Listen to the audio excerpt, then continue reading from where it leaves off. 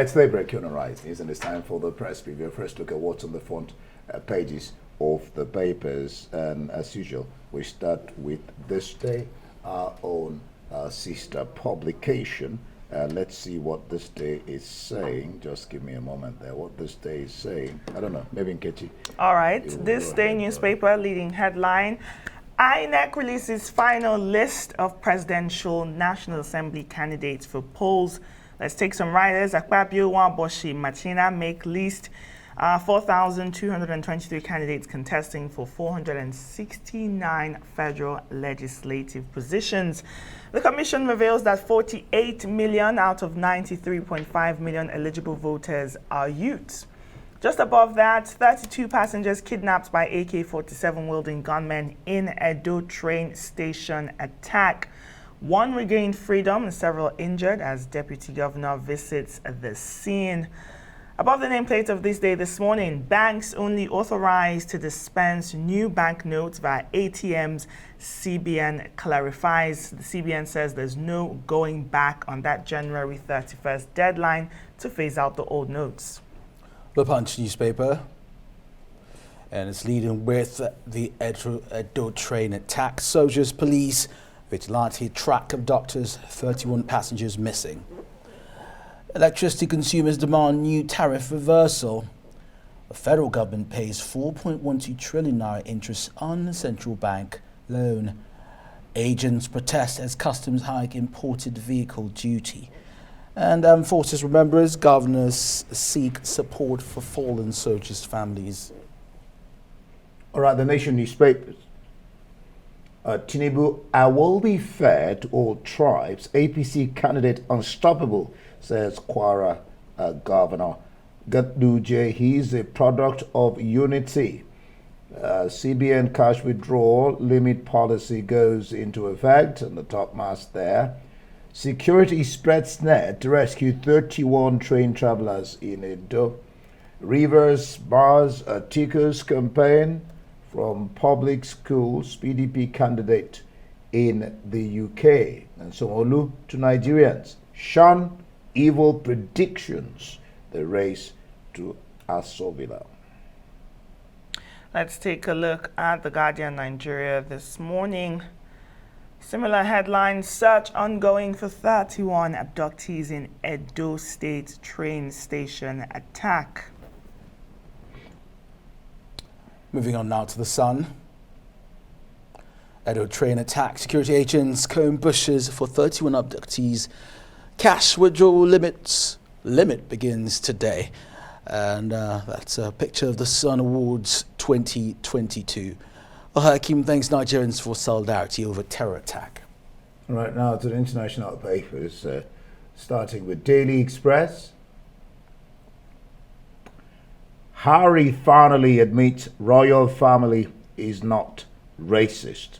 Crunch talks, Rishi offers chink of optimism over nursing pay deal. The Independent this morning: Bolsonaro supporters storm Congress. Crowds of far-right protesters invade Brazilian government buildings yesterday as police used tear gas. And just below that, Sunak sparks optimism over talks on NHS pay. The Financial Times: US bolsters military ties with Japan to counter Pacific threat from China. Unions warn Sunak of fresh strikes without boost to NHS pay offer. Harry and Meghan still in the news in the Daily Telegraph. William and Kate stereotyped Meghan. This is a claim by Prince Harry, her husband. All right, for the press preview, let's bring in Emmanuel Bello, who joins us now. Emmanuel, good morning. Thanks for being here with us.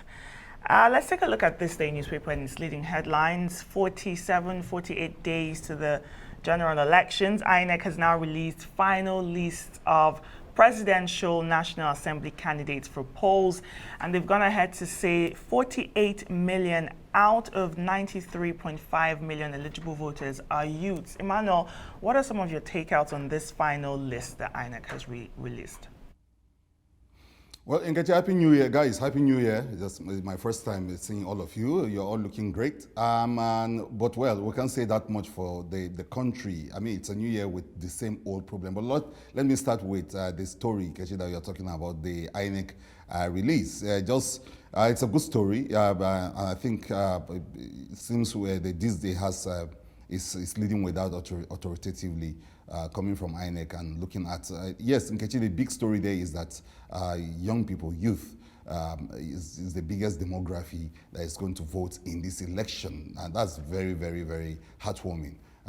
It's telling you that young people finally are ready now to take on, that onerous responsibility of ushering a new dawn to this country. It's a pointer to how these elections probably will go. But the most interesting thing there is that this story will give politicians that wake-up call that it's crunch time and it's time to hit the ground running. It's a good thing. We should have played that up that youth form the majority of the people that are going to.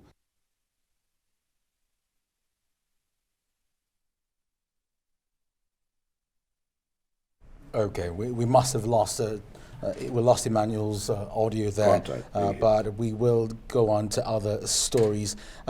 Here, Obi replies, Tinubu says no one has ever accused him of corruption. This is the back and forth between the presidential candidate of the Labour Party and the presidential candidate of the governing All Progressives Congress. Of course, in the past, the APC candidate had said Obi's name was not worthy. was not worthy of him mentioning his name. But it's a surprising turn of events now. He's now calling Obi's name. One wonders why he changed his mind. Now the candidate of the Labour Party has been going from city to city. The last we saw him was in Osun Osogbo, where he's asking people to vote him and his vice presidential candidate next month. Will they be able to clinch the top job? Well, he talked about one thing that was outstanding in that his campaign was where he was talking about structures and saying that we have to destroy the structures that have made you poor, made you go out of school, Some would say it's a good speech, but the other person and others will say you cannot do without having structures. I mean, even the human being has a structure. Without the skeleton, you can't stand. I mean, that's a structure. The building has a structure.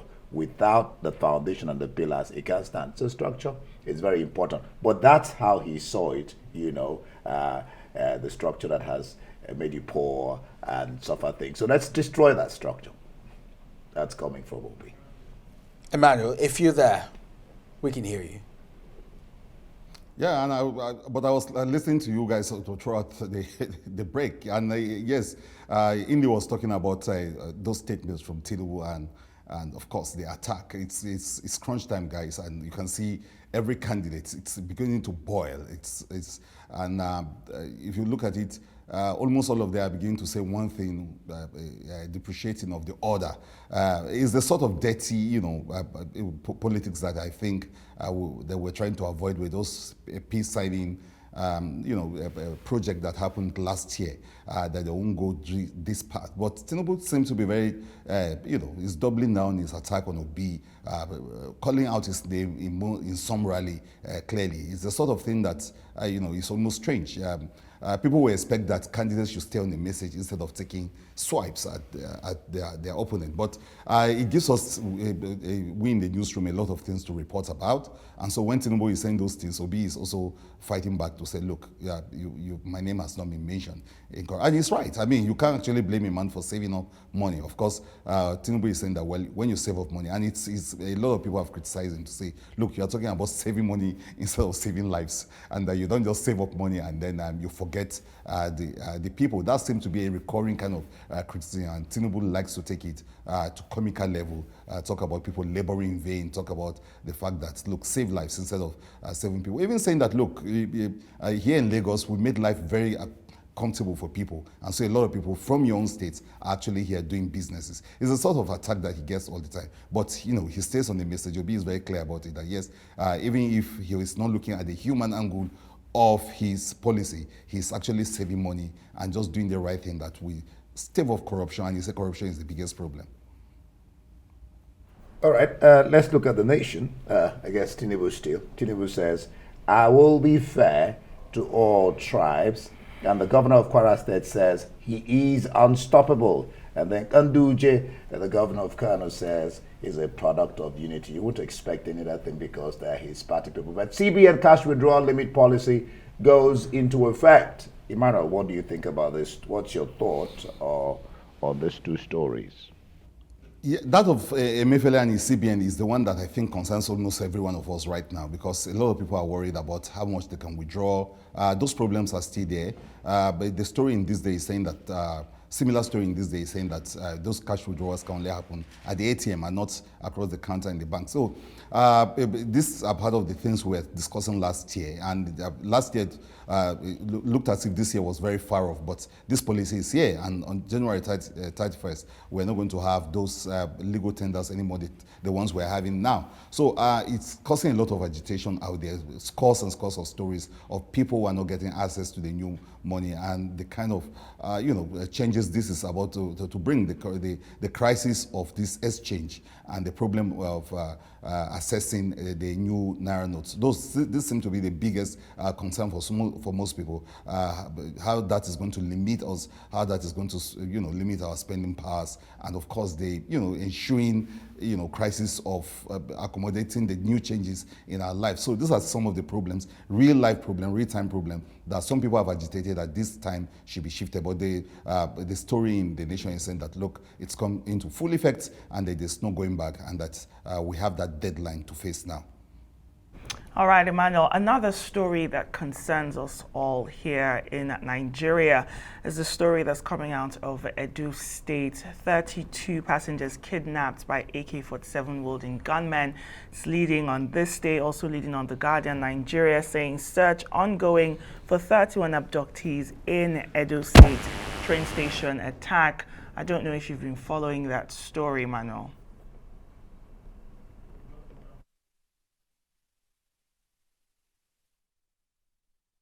It's sad to see this happening again, almost like deja vu. One would have thought by now our trains would have been safe. This time they didn't get on the train, they went to this train station and they picked the people up.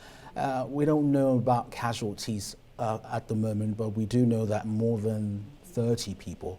We know that at least 2 people have been rescued, 1 person escaped. And also the security agencies are doing their best according to the federal government. And I think 1 person has been arrested or something. Okay, a suspect has been arrested, so hopefully we're making quick progress. But how do we avoid, how do we prevent this from happening again? That should be the question we all should ask ourselves. Where is our intelligence agencies? Did someone not see this coming? By now, we should have cameras and 24-hour surveillance across the country, perhaps. Emmanuel. Yeah, Kenneth, I was listening to all of that, and you are right. Spot on. You are talking about deja vu. You are right. It's just like those prisons breaks that we had last year, that we are getting them back to back. Just seeing those things happening again and again, you begin to wonder whether anybody is being proactive, or thinking outside the box, or thinking of preemptive measures. And that's what you are getting with these train attacks. You will have thought that after the last train attack, some kind of measures should be taken. Already a lot of reports showing that those train stations are in far-off places, almost abandoned, surrounded by thick forests and thick bushes and all of that. You will have thought that someone should be thinking that, look, this place is actually, it could be attacked, and something should be done about it. So you have all this knee-jerk approach to this situation where we wait for the events to happen and then we are reactive. And I don't know how police could be boasting of the fact that people escape. When people make their effort and they escape such attacks, it's not for the police to beat his chest. Oh, maybe, well, they're just reporting it. But it's not from any serious effort at rescue. People just try to save themselves, run away from maybe their abductors and all of that. Just shows you how deep this hole we are. And a lot of people are just planning to just wait out this, maybe wait for maybe a new government that will have proper planning on how to deal with this, because so far all the promises have failed around the issue of security, and this again brings it in bold relief, to the front border of the crisis, the deep crisis you and I find ourselves in, the issue of who is actually protecting us. Right. Well, let's look at the points. Two stories come to mind here. Electricity consumers demand new tariff reversal. And then you see that picture of soldiers, armed forces, remembrance. Governors seek support for falling soldiers' families. Yeah, well, I mean, that's the fallen hero, and when we hear this kind of badges that I'm wearing all over, we are actually paying tribute to the fallen hero. And it's a good thing that yes, we are talking about their families, the brave men and women who go to protect us so that we can have our daily lives. Won't want to do that if they think that their families can be protected after they are gone. So it's a good thing that someone is thinking about the families of fallen heroes. That gives the courageous, very, very courageous, brave men that we send out there to protect us, to know that, look, if they pay the supreme price in protecting the fatherland, their families will not suffer. That's a moral booster, and it's a good thing that these governors are talking about the families of our finest that we send out there to protect us while we try to live normal lives. Well, thank you so much, Manuel Bello. That's the press preview. Let's hear your views on all the burning issues. Follow us on Twitter @Rise News and join us on today's conversation using the hashtag AriseDaybreak.